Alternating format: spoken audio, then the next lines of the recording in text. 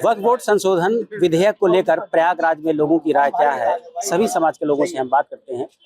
सबसे पहले आप बताइए, संशोधन जो हो रहा है उसके पक्ष में हैं आप? अगर पक्ष में नहीं तो क्या सोचते हैं? भाई अगर कमी नहीं ना तो उसको चलने दिए। जैसे जब बाहरी लोग को, या मान लीजिए कोई घर मेरा है, मेरा घर है, मेरी प्रॉपर्टी है, मेरी प्रॉपर्टी के अंदर आप दूसरे आदमी को जिम्मेदार बनाएंगे तो वो प्रॉपर्टी सेफ रहेगी? नहीं, आपका घर है। स्ट्रक्चर में दिक्कत है, इनको दिक्कत है स्ट्रक्चर को लेकर। ट्रिब्यूनल में जो महिलाओं की बात कही गई है या दूसरे रिलीजन के लोगों की एंट्री की बात कर रही है, आपको कहाँ पर दिक्कत? पूरा काला कानून के खिलाफ है हम। काला कानून, पूरा काला कानून, क्योंकि ये हम ज्यादा हो रही है। ये देखिए, ट्रांसपेरेंसी की बात नहीं है, ये 80-85 मुसलमानों को टारगेट करने की बात है। देखिए, जिस तरीके से हमारे पूर्वजों की दान की हुई संपत्ति हमारे अल्लाह के नाम पे दान की गई है, आप उसमें दूसरा क्यों आ रहा है? उस संपत्ति से कितना मुसलमानों का कल्याण किया गया? हर का कल्याण ना हो, लेकिन आप क्यों हस्तक्षेप करना चाहते हो? चंद लोगों का कल्याण आप क्यों करना चाहते हो? साउथ इंडिया में, साउथ में चले जाइए, साउथ में चले जाइए, हजारों मंदिरें हैं, उसकी करोड़ों की सब प्रॉपर्टी है, उस पर आप बनाइए। आप किसी को नहीं बनाएंगे। मुसलमानों के अलावा किसी का बोर्ड है ही नहीं है। सुनिए, आप पता कीजिए, साउथ में के अंदर आपको भी जितने मंदिर ट्रस्ट बने हुए हैं, सबके पास अपनी जमीन है।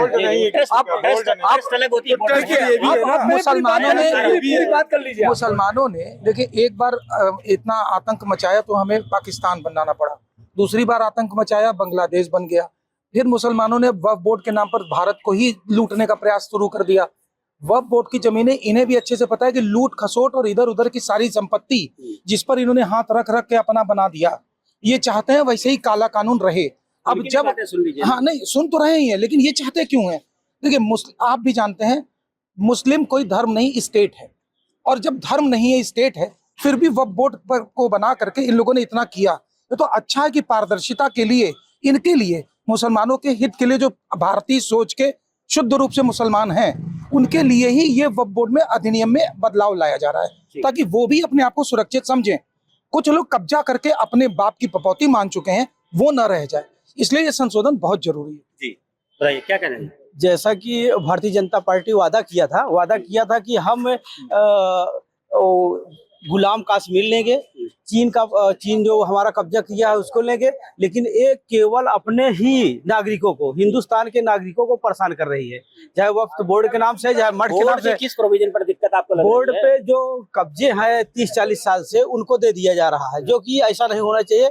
जब वक्फ बोर्ड की जो जमीन है, चाहे 50 साल से कब्जा हो, उसको छोड़ना चाहिए। इसमें क्या हो, कोई भी यदि कब्जा किया है, हाँ, विधेयक पढ़े, उसमें है कि आप जिसका कब्जा है उसको मान लिया जाए। 12 साल से ज्यादा किसी का कब्जा हो, चाहे हिंदू है मुसलमान, उस वक्फ बोर्ड की जमीन को उसको ट्रांसफर कर दिया जाएगा। सबसे बड़ी कमी इसमें है। देखिए, वक्फ बोर्ड है क्या? पहले जो वक्फ बोर्ड बनाया गया था, जब इसकी संरचना की गई थी, तो ये इसलिए की गई थी कि जो भी संपत्तियां मान लीजिए मुसलमानों के पूर्वजों की है और वो देश छोड़ के गए, या जो भी उनके पास प्रॉपर्टी थी, तो वक्फ बनाने का, बोर्ड बनाने का मतलब ये था कि ये इन मुसलमानों को इनके सेवा के लिए, इनके अच्छाई के लिए, ये सबके काम आए। वो किसी पर्टिकुलर मतलब किसी खानदान के चंद लोगों के लिए नहीं था, किसी खानदान के लिए नहीं था, या जिन्होंने भी दान किया तो उनके परिवार के लिए भी नहीं था। दान करने का मतलब ये हो गया कि वो सार्वजनिक प्रॉपर्टी हो गई और उसका इस्तेमाल हिंदू मुसलमान सभी कर सकते हैं, वो सार्वजनिक हो गई। अब वक्फ बोर्ड जब ये बनाया गया तो इसमें कुप्रबंधन बहुत हुआ, मिसमैनेजमेंट बहुत हुआ, और उसके अलावा जो इसमें वाद हुआ, मिसमैनेजमेंट को दूर करने के लिए बनाया जा रहा, और इससे लाभ जो होगा ये उन मुसलमानों को होगा जिसको वास्तव में इसका लाभ चाहिए। अब वो आपने वक्फ की जितनी भी प्रॉपर्टी आप देख लीजिए, कोई 1 रुपया किराया दे रहा है, कुछ 10 रुपए किराया दे रहा है, तो इससे उन लोगों का क्या भला होगा अगर यही संपत्तियां जो वक्फ बोर्ड में जिन लोगों के कब्जे में है, ये आम जो मुसलमान या जो भी गरीब है उनके लिए जाए, तो एक तो आमदनी भी बढ़ेगी, और दूसरी चीज जो है उस पर जो इसका एक्चुअल जो मोटो है वो और उसमें इतने वक्फ बोर्ड में इतने कानून चले आ रहे हैं, इतने इसमें न्यायालय में विवाद हैं, तो कोई ऐसा मैनेजमेंट नहीं है जो इसके खिलाफ लड़ाई लड़ सके। तो ये जैसे तैसे चलता चला आ रहा है, एकाधिकार जो कुछ लोग एकाधिकार है, तो ये सरकार ने अच्छा किया है। और मुझे लगता है कि इससे लोगों को लाभ होगा, मुस्लिम्स को लाभ होगा। और ऐसा नहीं है कि वो कब्जा की जा रही है। उन्होंने कहा मस्जिद इसके पास है, मस्जिद उसके पास रहेगी, ईदगाह वक्फ के पास है तो ईदगाह उसके पास रहेगा। उसमें सरकार का कोई हस्तक्षेप नहीं है।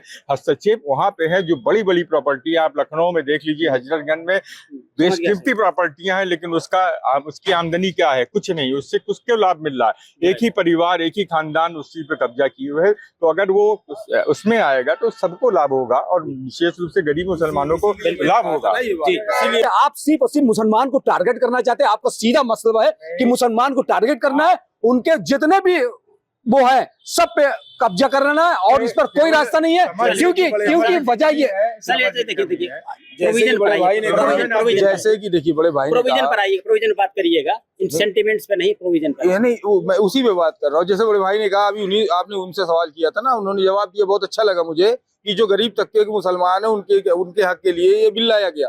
तो मैं कहता हूँ चलिए ठीक है, अगर एक दो चीजें कमी है उसके अंदर तो उसको जो है लाया जाए, देखा जाए।